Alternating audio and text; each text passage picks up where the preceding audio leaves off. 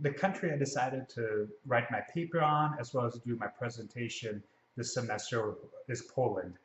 Centered right in Central Europe. I chose it really because I didn't know too much about Poland before, being able to research and study about it. So that was one of my first kind of choices and inclination to actually go ahead and choose Poland. And you can actually, trace the roots back to Poland 1,000 years ago. It's a nation with really bright culture and a strong culture at will. And there's about 38.4 million citizens that live in Poland today. Poland became a European Union member back in 2004, 5 years after joining NATO, and 15 years after the end of a communist rule. So there's a lot of changes happening in Poland just in the last, several handful of years. That's making a positive impact for its country and its citizens. The official language is Polish, and the currency is zloty. Poland is actually rich with a lot of natural resources like iron, zinc, copper, and rock salt. Traditional food includes beetroot soup, cabbage rolls, and one of my favorites, pierogies, which is essentially a steamed dumpling filled with different meats and vegetables. It is yummy, and it's definitely something you need to try if you're able to. Poland's main tourist attractions include rock climbing, sailing, mountain hiking. So if you're really an outdoor kind of person, Poland is a great destination to check out when you're in Europe. It's really fueled by a strong manufacturing sector that's really helped build Poland as the sixth largest economy in the European Union. And the Polish banking sector is the largest in Central and Eastern European regions, with 32.2 branches per 100,000 adults. So banking is very important for Poland and really drives up that economy. Poland is very much homogeneous with Ukrainian, Belarusian, Lithuanian, and Slovakia minorities that reside along the borders of the country. Religion plays a huge and important vital role in Polish society and is really deeply connected with Polish culture. Catholicism is most widely the practiced religion in the country as well. Very similar to America, a lot of the life's major milestones like weddings, baptisms, funerals, and first communions are influenced by religion. The most important holiday is actually Christmas, and it's celebrated a little bit differently. Part of its custom during Christmas is a Poles practice, which is breaking and sharing of a white wafer, almost like a cookie-like wafer, with all the family members. They also do a sharing of water, kind of like communion, in church. That's done during Christmas as well. And really, at the heart and center of it, family is really at the epic center of the social structure. And one's obligation to their family is number one and rules out everything else.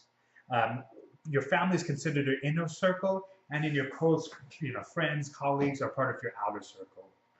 Um, Polish individuals rely heavily on that inner circle of family to make important decisions like choosing their job, choosing a place to live, like an apartment or a house.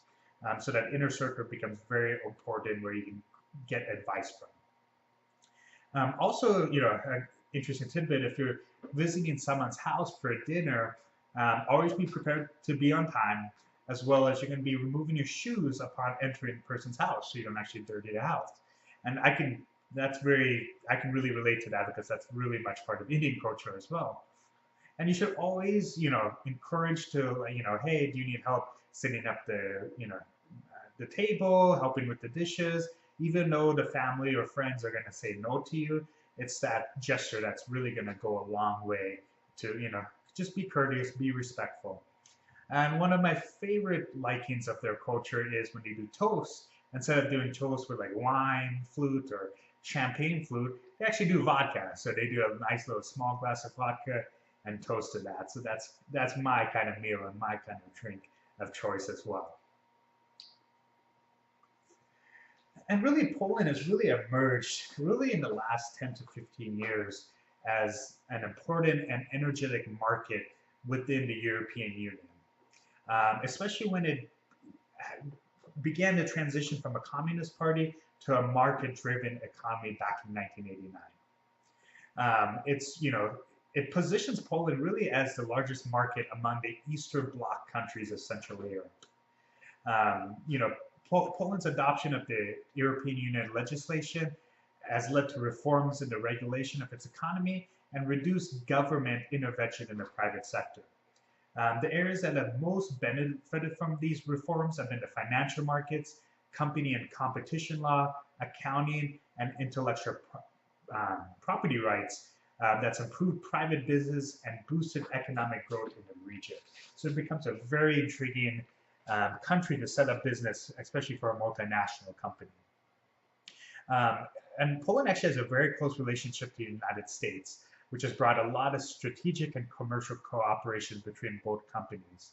The strength of the economy has been evident because back in 2009, when the whole European had its recession, the whole European Union had a recession, Poland was the only country to actually have a positive economic growth in the whole European Union. So, just step back a little bit and kind of try to process that. So, the economy is very strong and it has been for quite some time. And the attitude about Poland is they really welcome outside investment. And that's why, countries like the United States have become very keen, being able to be their partners and being able to invest with them. And really, Poland has emerged as a favorable location for business processing centers, including call centers, service centers, and research and development operations. Because of that Central Europe location, that really prime market, if you're trying to get into Europe, Poland becomes a great, really geographical location in Europe. Although Poland's per capita GDP is increasing, compared to the European average, the country remains one of Europe's less developed countries. So in a lot of the big big cities, you have a lot of economy growth, but you still have a lot of rural areas that still don't have the correct roads, some parts electricity, internet connections that you really need to really be an epic center and drive outside investments and even the private sector companies within the country. And so if you're in the urban area, you're good. Outside the urban area, that becomes a problem. So even though outside that urban area will be cheaper in regards to real estate, for companies, you're still kind of restricted building in the urban populations of Poland. And really, foreign investors give a lot of acclaim to Poland because they are very well educated and a relatively low cost workflows as a really major reason to invest compared to other countries in Europe, as well as other countries in general. You get high educated, lower cost employees, which really intrigue outside investments. There's really, and the country has really identified 8 industries to really focus on to be able to teach, children coming up these certain skills to be able to work in a job force. And those 8 are aviation defense, automated parts manufacturing, shipbuilding, IT, chemical, furniture manufacturing, and food processing. So it's a very well-rounded scope of skills and industries that the country is putting a lot of money and investment to focus on to make sure their citizens are equipped to help with companies and really help drive jobs within the country itself. Most Polish are ready to invest their own money in their children's education, and that's a big difference than just about 40 years ago, where a lot of them just worked in farms and their own family business. They're really encouraging kids to go to school to be able to get those well-rounded skills like IT skills, business degrees, postgraduate degrees, so they can really thrive and be able to walk on their own feet and live life. So part of the culture, it really relates to a lot of HR, issues and things that multinational companies really need to think about prior to investing into a country like Poland. Building long-term relationships is crucial. The people in Poland have family-focused lifestyles, and they value building and maintaining those close personal relationships. So that's even, outside of work and within work itself. So this can prove to be a challenge for a multinational company, especially if, the countries that that company exists in don't hold those necessary values, such as a command and control management style. It really needs to be able to fit and gain the trust of the Polish employees that are working for that organization. HR really needs to be able to understand and deal with those complexities, decide which corporate culture elements can change and which are essential to protecting the organization's value and ethics. So a lot of understanding needs to go into place before being able to roll out and absorbing that country as part of your organization. Management may be able to choose to impose cultural elements and and really drive that direction, because the challenge becomes more and more complex when dealing with new workers. HR really needs to have programs to assess the executives, so they can adapt when they move from office to office and absorbing Poland as a country to work with. Another issue is there could be a disconnect of skills that are being produced in the country compared to the multinational organization's needs. For example, the Polish rely heavily on skilled trade colleges compared to more general class education. That's really popular in countries like the United States.